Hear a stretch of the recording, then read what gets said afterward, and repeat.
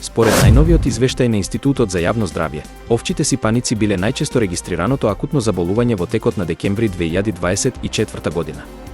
Оваа заразна болест, предизвикана од вирусот варицела зостер, е забележана кај голем број деца од предшколска и училишна возраст. Институтот за јавно здравје соопштува дека најголем дел од случаите се пријавени во урбаните подрачја, што укажува на ширење на вирусот во затворени колективи, како градинки и училишта. Сепак, здравствените власти истакнуваат дека заболувањето обично поминува без компликации кај здрави деца. Епидемиолозите апелираат до родителите да ги вакцинираат децата доколку не се имунизирани и да ги задржат дома доколку имаат симптоми како осип, треска или чешење. Превентивните мерки и личната хигиена остануваат клучни за спречување на натамошно ширење. Според препораките, сите со сомнеж за овчи сипаници треба да се консултираат со лекар, особено доколку имаат хронични болести или ослабен имунитет.